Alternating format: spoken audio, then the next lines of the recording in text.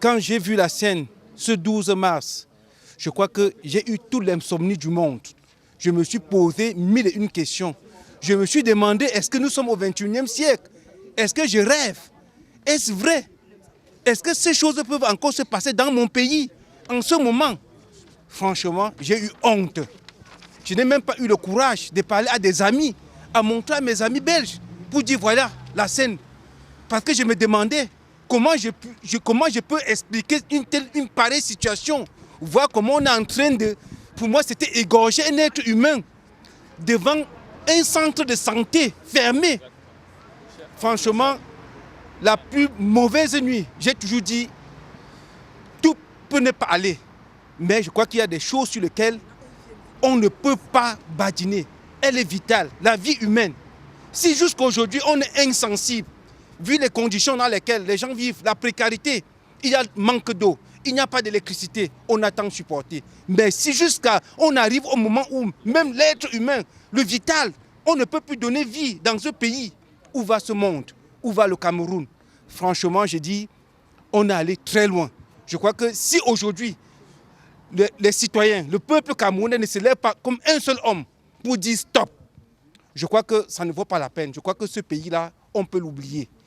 Et ce qui est encore plus choquant, c'est de voir la réaction de ceux qui sont appelés nos gouvernants.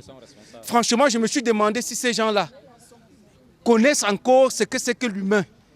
On a dit on peut tout faire. Peut-être ils ont ce privilège que quand ils ont seulement les violents maux de tête, on met des avions médicalisés pour les amener où? Dans les pays où les autres ont souffert pour mettre ce système de santé. Pourquoi ne pas venir copier?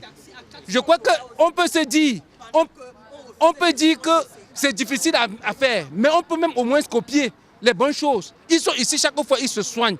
Ça ne leur coûte pas de demander même d'aide, de dire même dans le domaine de la coopération, aidez-nous à mettre sur place un plan de santé. Le minimum, il y a le minimum. On ne demande pas à l'État, on peut dire nous sommes pauvres. On se rend compte, il y a quelques mois, le scandale qui passait, c'était la fille du président de la République qui prenait son taxi à $400 et qui se plaint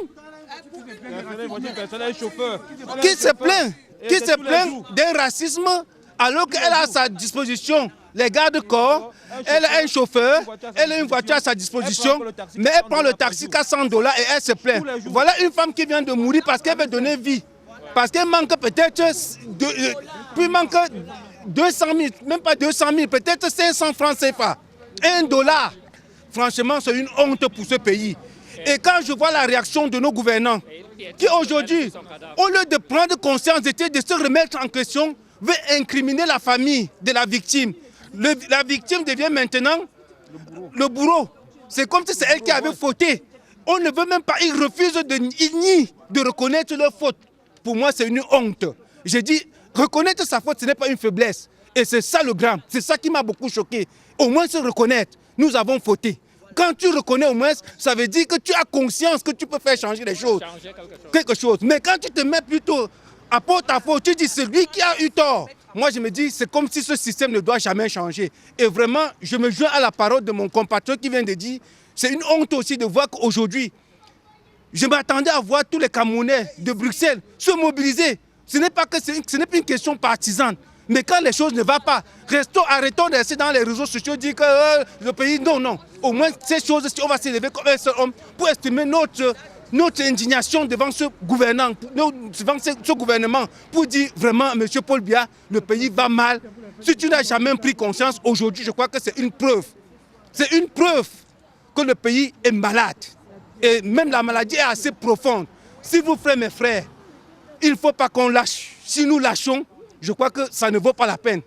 Aujourd'hui, je me suis posé la question, est-ce que je peux me rendre encore au Cameroun et que j'ai les violents maux de tête? Est-ce que je peux avoir le courage d'aller dans un centre de santé, me faire soigner? Non, c'est une honte pour le Cameroun. Chaque fois, ils vont dire, oui, les gars manifestent, ils veulent ternir l'image du Cameroun.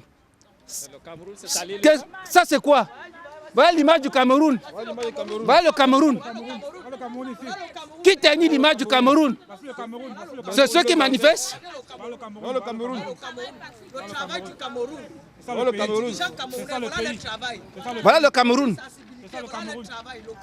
Franchement, mes frères et sœurs, nous allons nous lever. Il ne faut pas que nous lâchions. Nous allons demander à ce gouvernement Ce que nous demandons aujourd'hui, c'est que quand quelque chose comme ça se passe dans un pays, la première des choses, ce n'est pas aux politiques de venir commencer à justifier l'injustifiable, c'est de mettre sur pied une commission d'enquête indépendante. Au moins, pour qu'on essaye de faire justice.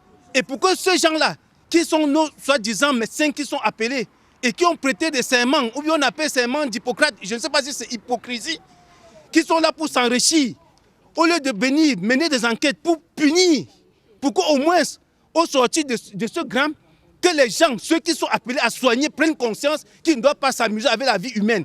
Il y a plus de 2 mois, c'était même un médecin du même corps médical qui est décédé toujours pour des bêtises comme ça. Mais vraiment, ça ne vaut pas la peine. Toujours quoi? Qu'est-ce qui ne va pas au Cameroun? Qu'on s'amuse jusqu'à ce qu'on joue avec les vies humaines. Franchement, mes amis, stop. Plus jamais au Cameroun et nous allons maintenir la flamme. Nous n'allons pas céder. Cette fois-ci, on va aller jusqu'au bout. Merci.